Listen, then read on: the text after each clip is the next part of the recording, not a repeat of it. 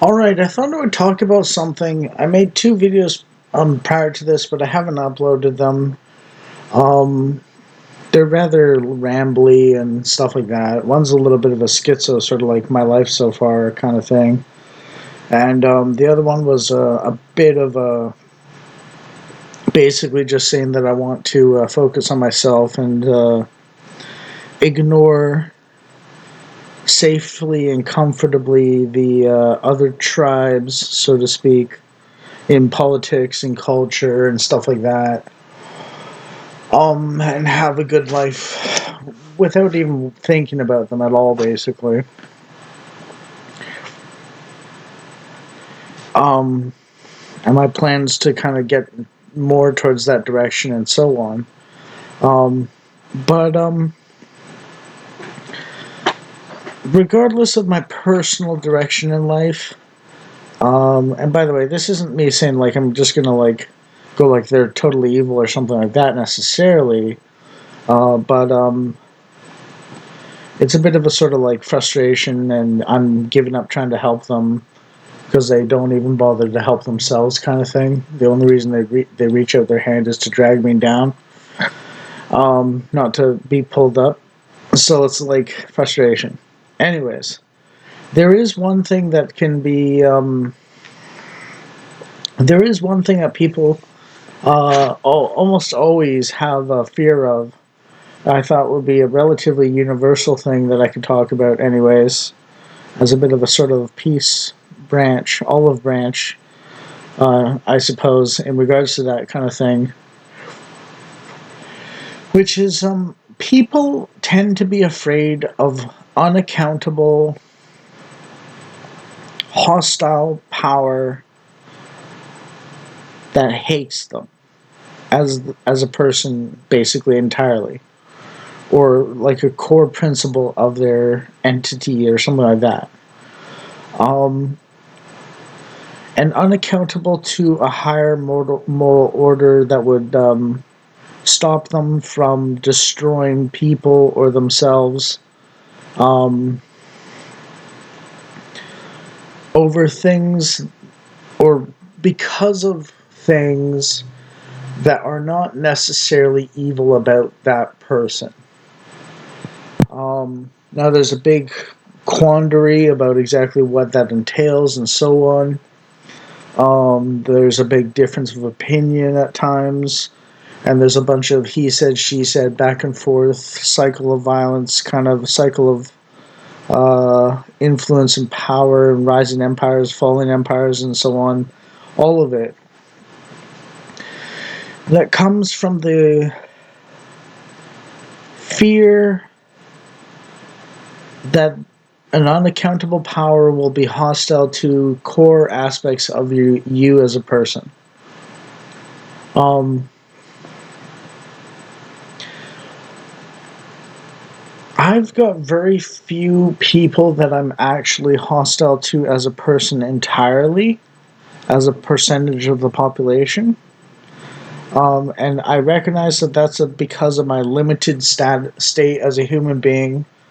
I can't care for everyone the same way that I would care for my family or something like that. But my actual hostility basically is towards child rapists, mass murderers, mass rapists, um, colonizers of any sort, basically, you know, and people that don't want to be part of the group after they agreed to be part of the group. So false followers and so on, false friends and so on. Um, as a Canadian, that means I'm a little un.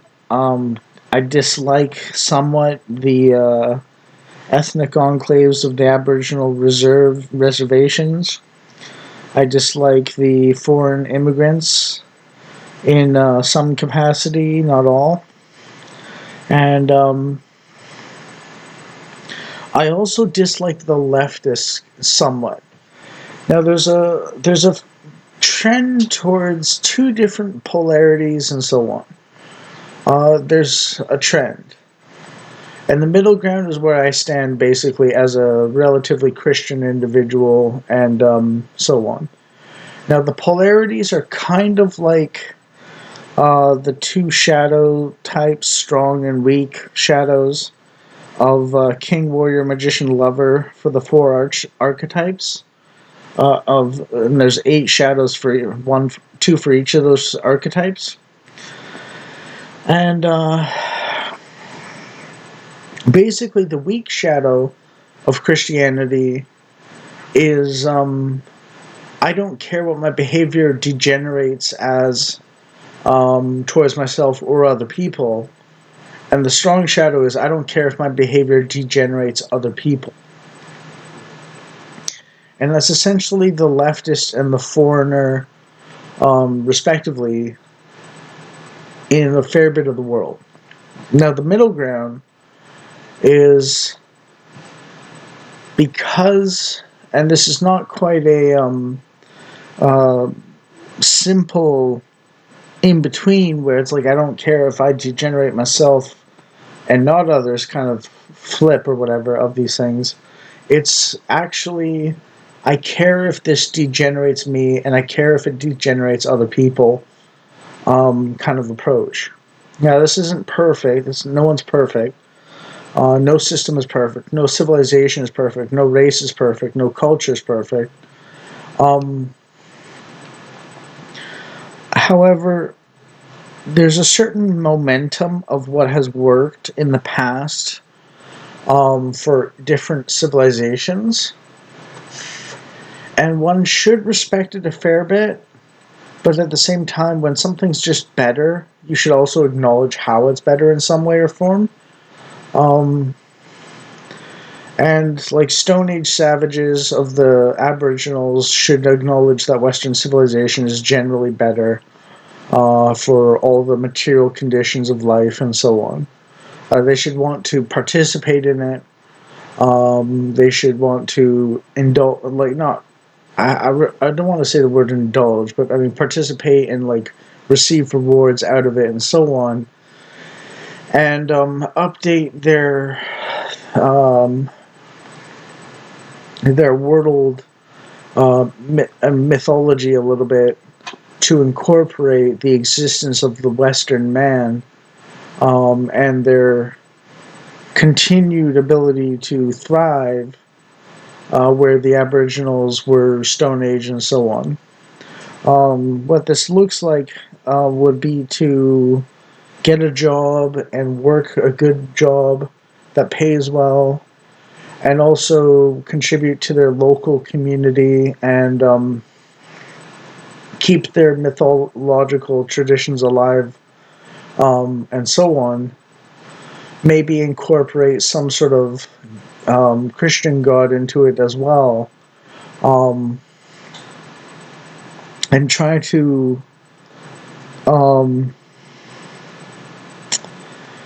I don't want to say cargo cult exactly, because that's still not quite what I mean. But like, there's a structural element to Christianity that maybe should be incorporated into the Aboriginal traditions, with a God that cares about its creation and so on directly, and then you have these other things play out as participants in that objective top to subjective people um, relationship in some sense. So there'd be like eight. They would.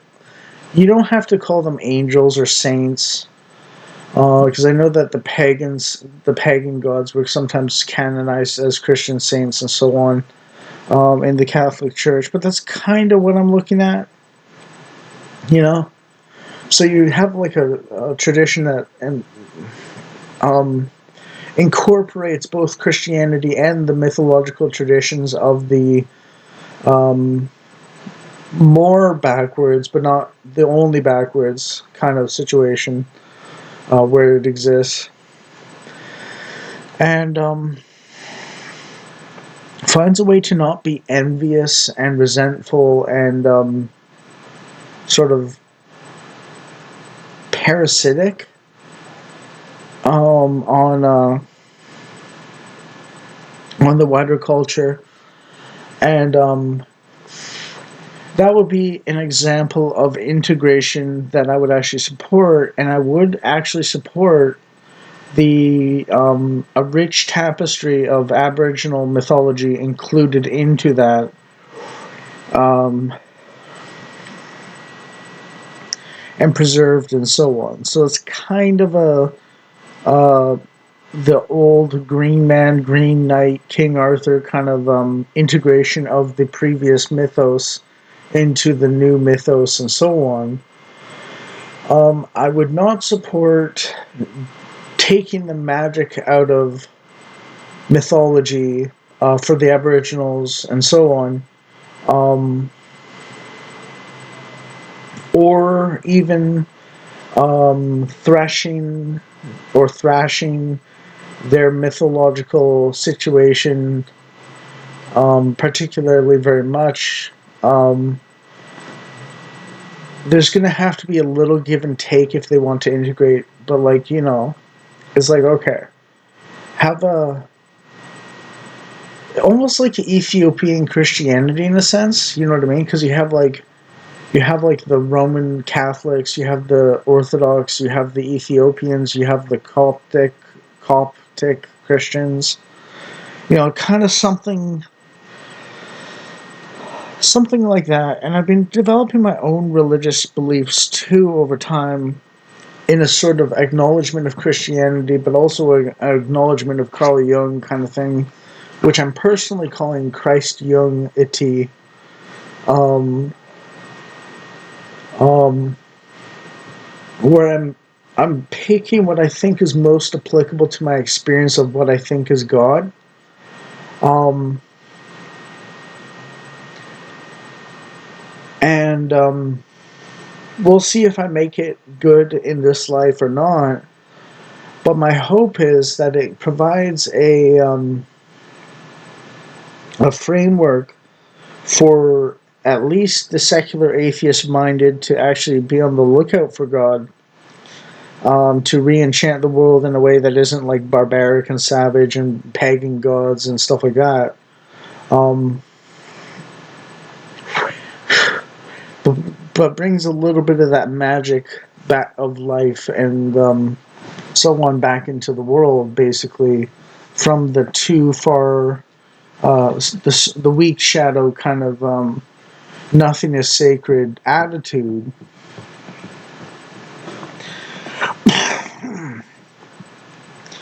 And I've seen debates where a Muslim was debating with a Christian recently. I watched a little bit of it, and one of the things that struck me is he said basically anything you say against me, the secular atheist you're going to debate tomorrow, can say about you.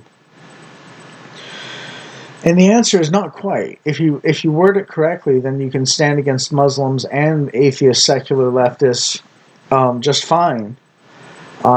Because it's about accuracy and God existing, and the reality of it, not a polarity direction, not a pole at the end of an extreme.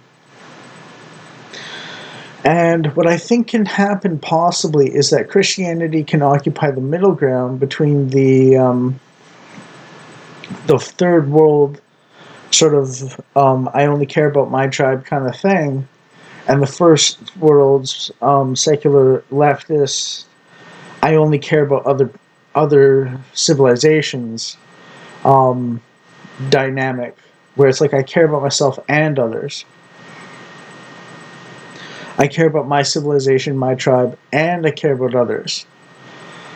Um, Now, personally, I'm burnt out from this culture war stuff and so on. I've been trying to raise the alarm on the problems, get more people thinking about it and talking about it and so on.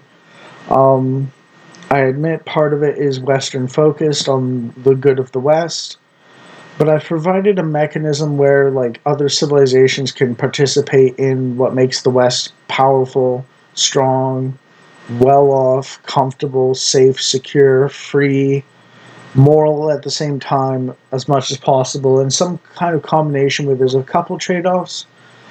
but like it's genuine sacrifices, not wastes. And I'll formulate it like this. Basically, my attempt to deal with my formulation or formulate my own thing is my attempt to finesse a situation where you give up as little good things as possible to get as many good things as possible. So, like, you give something up that you value a little bit, but you get something you value even more. Um, for as many people as possible, basically. Um,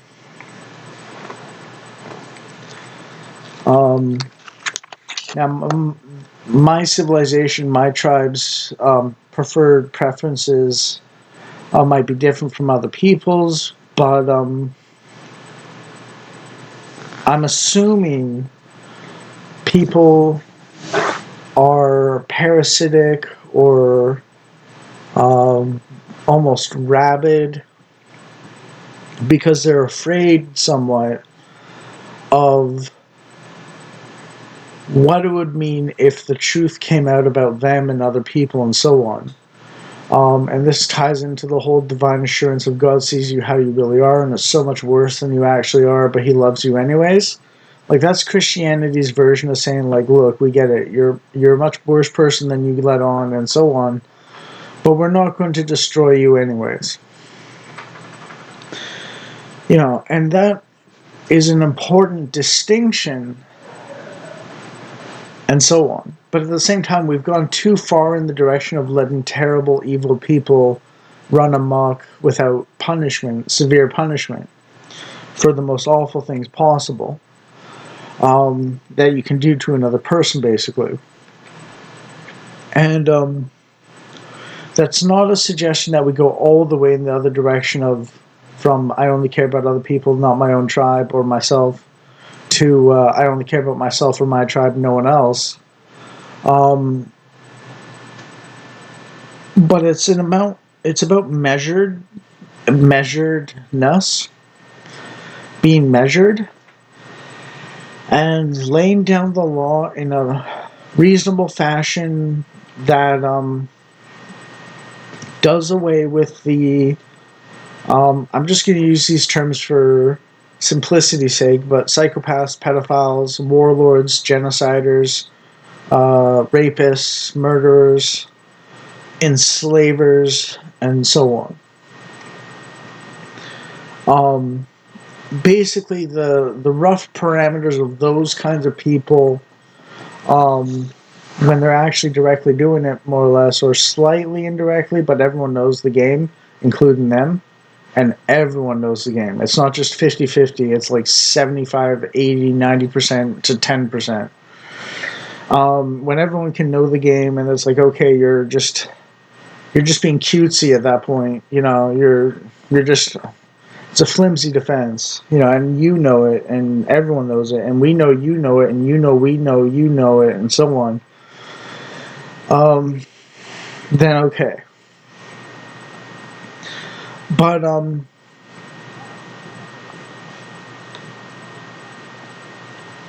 that is reserved for the genuinely awful people. Um, and so on. And I don't even mean 10% of the population necessarily deserves that. I'm just saying like 10% of the population uh, is the only one defending you, and even half of them might not even know what the hell they're defending in you, and so on. Um, you know, as an olive branch to the left, I totally get why you might not like Nick Fuentes, but at the same time, he's like supporting your people basically. So it's like, okay, you know, like what's going on there? You know, is it a psyop for like making you look bad because you hate him and he's supporting you? Or like is it something like where he's just genuinely that nuts? You know what I mean?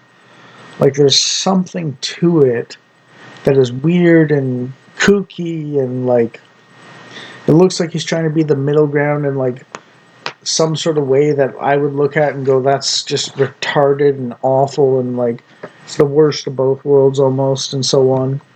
Um, you know,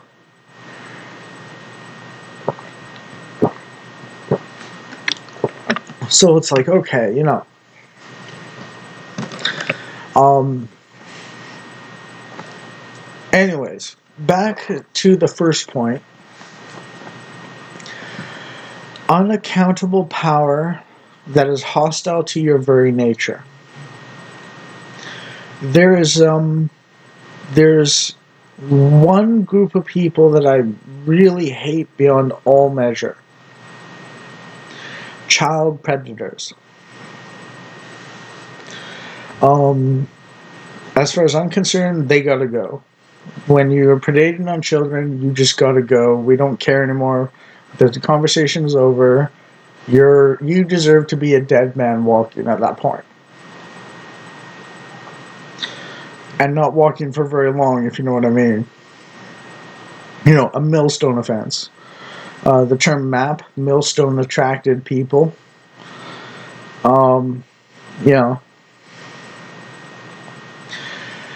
and the people that have strong in-group preferences to the point that they're willing to do horrendous stuff to other people because they say, bow before me, look at my strength, I can do things to you, you can't do them to me, and so on.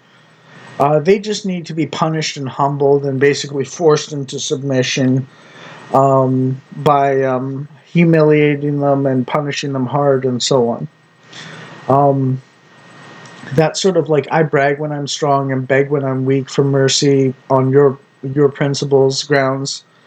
Um, at this point, I say play their game with them, and then like for the people that refuse to play that game like them, you show that those who do not use IZAT, basically IZZAT, those who do not play by IZAT, but actually by Christian sort of self discipline, self cultivation for the good of yourself and others mindset, as opposed to just my people and we're against everyone, or I'm for everyone but my people.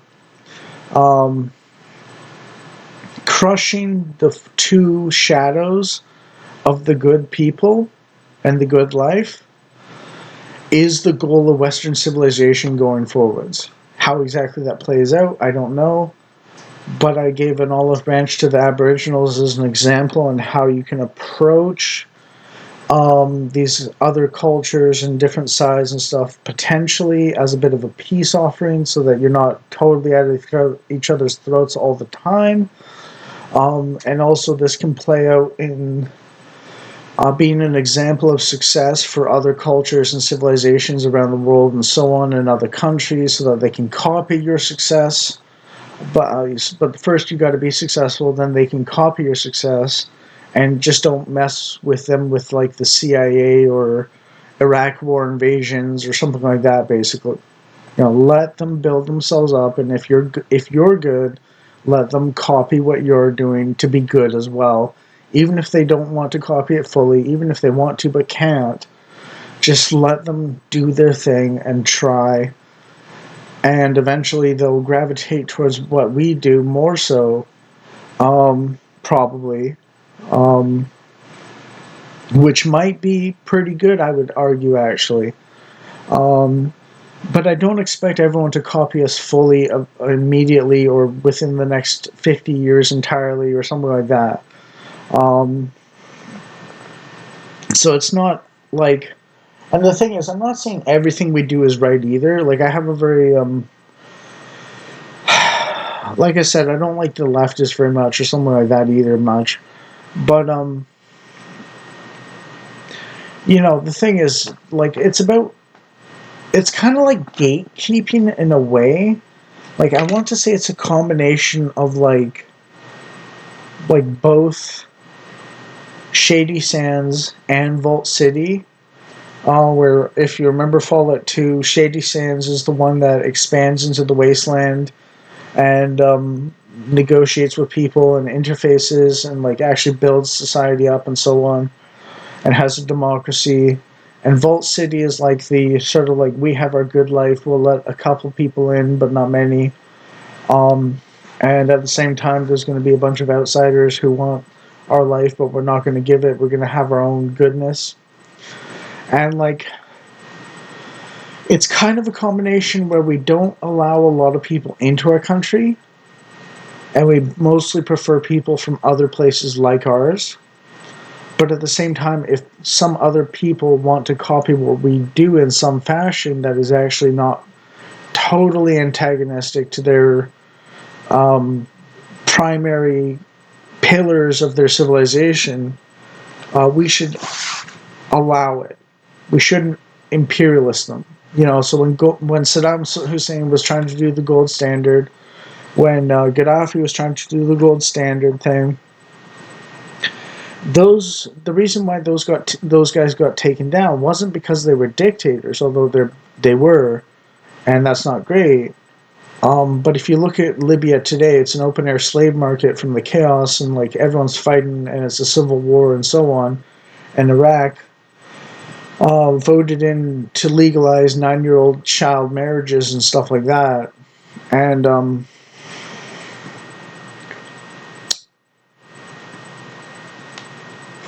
you know, but if we had have let them do the gold standard thing, then the Middle East might have been stable and like just gravitated towards making an industry and like manufacturing and like having stability and like not all these people fighting all the time and so on. So I'm not even saying that the West didn't like directly sabotage the Middle East, but I'm saying like how do we all get over this bullshit basically that we've been causing for each other and so on. And I'm not saying go back to dictators in the Middle East necessarily either, although I think they kind of naturally do that anyways. But that's a cynical remark, not a desired outcome remark. Um, but like, just sort of normal things that actually build basic civilization up and so on. That basically most civilizations, like 90% of civilizations, can agree on is good, basically throughout history. So it doesn't matter whether you're like 1950s America or you're like 1000 BC England or like Rome or like Sumeria or something like that.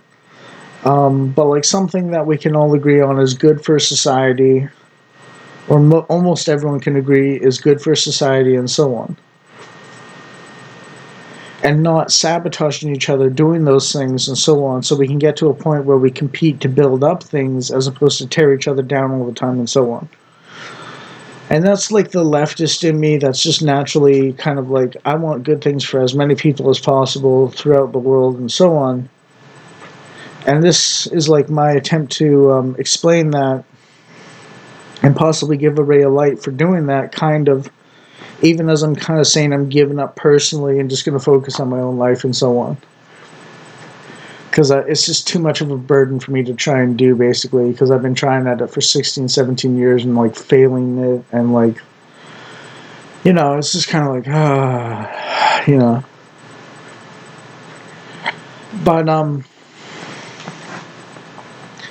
part of that does mean sort of setting a hard line in the sand that you absolutely thump people for crossing when they use EZAT or honor culture, like honor killing culture and so on, especially in our own Western lands and so on.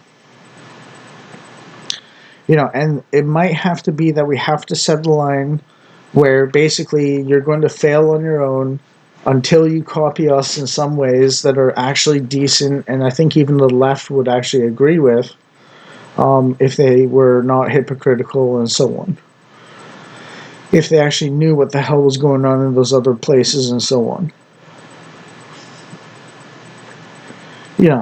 And I don't know if the left secretly likes tribalism or if they're just like practicing it totally ignorantly or like what's going on. But whatever it is, there's a certain degree of ignorance in the left about other cultures and civilizations and so on that is self-destructive to the West.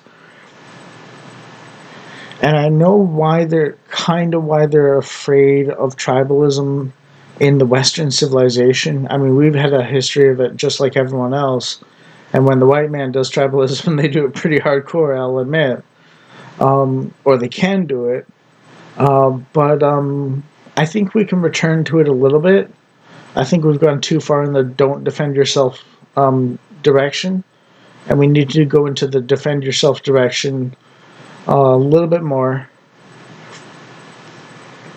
And this whole blame game of like, oh, you did this 1,000 years ago and it's your fault that we suck, needs to die off basically, and we need to kill it off basically. The politics of envy don't build anything particularly much. You know, and I'll be honest, if the if the politics of we don't have our own home, we're going to get it back, and then we're going to build up again, don't win, then essentially what's going to happen with mass immigration or the white backlash or something like that is that the whoever inhabits the West is going to basically, whether it's by the foreigners or the first worlders that are native to it, it's going to go into you didn't let us have our good times, so we're going to take yours away, so we can have your stuff. And I know why the left is afraid of that because it promotes a cycle of violence, but I don't think the left understands that at the moment, more or less, the purpose of the right at the moment is get our own stuff back so we can build up and ignore the rest of the world almost. Not exactly ignore, but you know, there's always international relations. But like mostly just keep to ourselves mostly and be healthy and happy and free and comfortable and stuff like that with morals and stuff. And whether it's the tribalism of the third world or whether it's tribalism because frustrated efforts to see some modicum of sovereignty and liberty and demographic integrity fail, then it will turn into revenge eventually. So the longer the left fights, the uglier it's going to get for everyone, basically, on some level. And the left will have no one to blame but themselves and the third worlders when the West backlashes and so on, if the left doesn't cut it out soon. And I understand that the left is afraid that the right will do that anyways. And I know that's a possibility anyways. But I think what the left doesn't understand is the longer they fight, the uglier it's going to get because people are going to fight even harder and so on for a longer and longer period of time. And that's a result of well, tied into my own experience with God and stuff like that, basically. Long story short, there was a period of time when God came into my life, and I was like, okay, well, He's got me. I've been pretty immoral, bad at times, and so on. God saying I'm the worst person ever, and so on, so I'm going to destroy myself, and, like,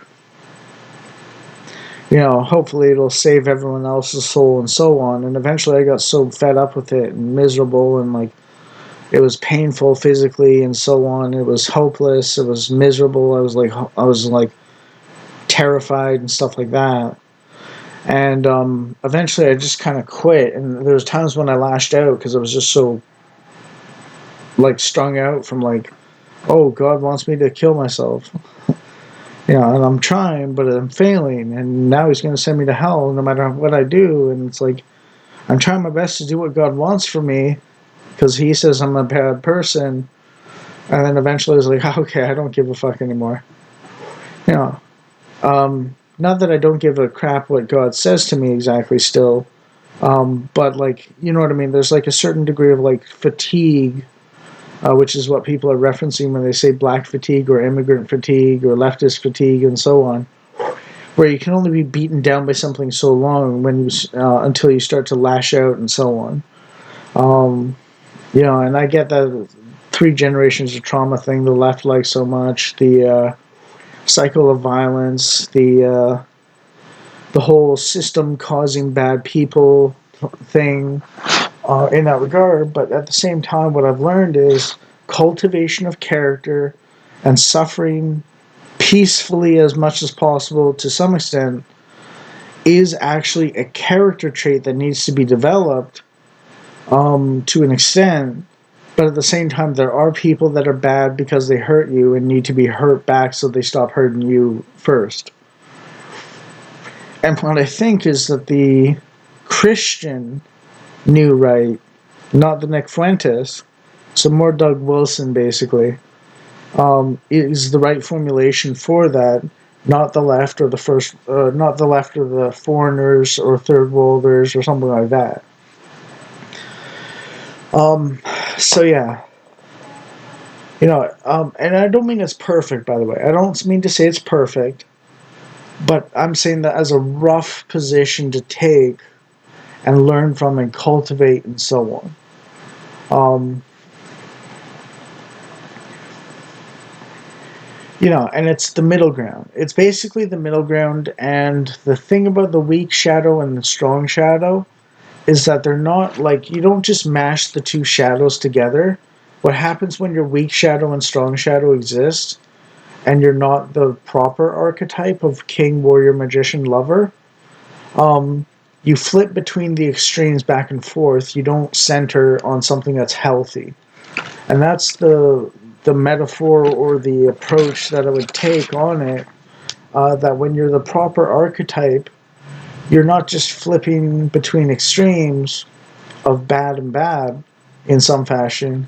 You're actually middle ground in a way that actually is like, it's kind of like Hegel's synthesis with a thesis, antithesis, and then you get a synthesis that's better. It's kind of like that in a way. I don't want to give Hegel too much emphasis, but at the same time, I feel like there's a certain element to it, and that's kind of what is meant by, I think it was Aristotle's happy middle ground or something, or the golden mean, or something like that. And the thing is, I think Christianity does that somewhat between the whole tribalism versus giving up everything you have for people that don't appreciate it kind of thing. It's a middle ground. It's not going to satisfy everyone perfectly, but at the same time, it's going to satisfy a whole lot more people a lot more, and so on. And yeah, I know I said keep the third world out of the first world, but like, if we're all becoming tribalistic because foreigners took over the West, then who's going to develop anything in regards to the progress that the left claims to have, and so on? If you check out my video on Christianity, Carl Jung's psychology, and the hero's journey, and so on, you'll see I say basically a system of cooperation needs to be built on a foundation of competition, and how high you can build cooperation depends on how solid the foundation of understanding competition is in some sense. And then if you build too high, it collapses. So that's like what I'm trying to argue in regards to the left and so on, and why utopianism doesn't work necessarily and so on. And there's a metaphysical reason for that as well, I think I give in the video, like a cosmic divine reason and so on. And basically, it's a function of limitation in existence. And the thing is, if you act like God, well, you're not God. You're a human, just like me. God is God, even if he even exists, basically. And that's what the problem is with the left, basically, and so on. So yeah, it's about knowing your place. It's not about being low. It's not about being high on the ladder necessarily. It's about knowing your place, but everyone's reasonably well off and so on. And I think Christianity, conservatism, and free markets, as I call them, not necessarily neoliberalism. So I might not use the word capitalism entirely, but like free markets, which means competition between businesses, um, not monopoly of government or corporation, is my least traded away from us, most traded back to us kind of thing. Um, so it's a sacrifice, not a waste. And a waste is you give more than you get, and a sacrifice is you give less than you get. And where you're getting it from isn't necessarily other people, in the sense of like taking hardcore from them, which is why trade works and why free markets work so well. But because you're taking it from the earth, or you're taking it from God, God's giving it to you kind of through the earth or something. It's like, you know what I mean? Like there's an inherent consumption element to existence and life and so on. Um, and you got to get it from somewhere. And the fact is, we rely on the earth to get stuff. And the people obsessing about limiting people's ability to consume things, couples with the uh, addictive desire to overconsume, because you have no purpose. And that's one of the reasons why the left is so weak. And yet, at the same time, technological innovation is taking the magic out of so many things that I think we need to update our mythologies a little bit, um, to keep the magic while still being semi believable on some level. Um, and I'm approaching my own mythology basically, and how I'm developing my metaphysics and relationship to God concepts and so on, with an eye towards maximizing believability with the magic or enchantment of beliefs in the supernatural and so on. And I will say that the reason why I'm doing it this way isn't because I have like a preconceived notion of God or something like that. I was a secular atheist before, as far as I could tell, God came to me. But because it's how I think He actually operates, based on my study of other people's experiences and so on, and what they said and so on in the Christian tradition. Um,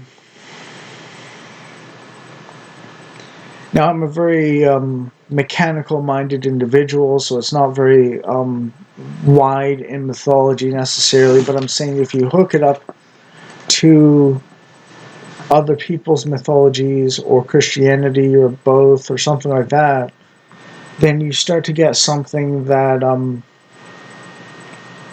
allows for poetic language, but at the same time, there's like a safety net where it's like, okay, even if you're secular minded and atheist minded and so on, there's room for God potentially existing, and you just haven't seen it yet.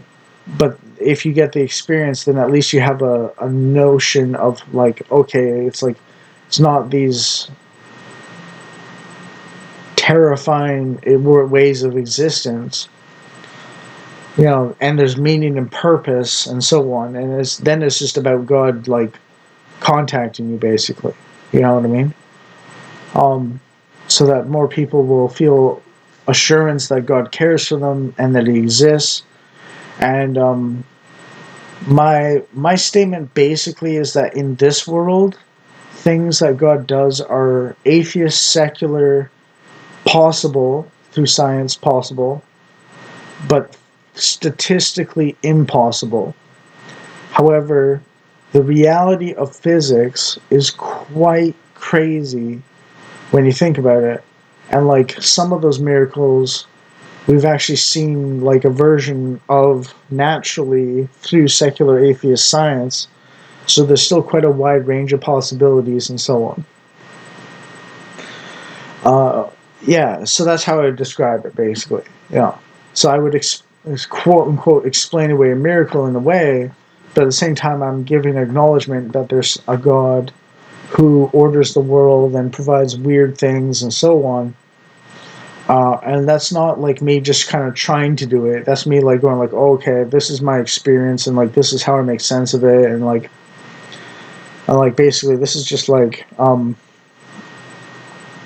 this is how I've seen it play out basically in my life and so on, as truthfully as possible, basically.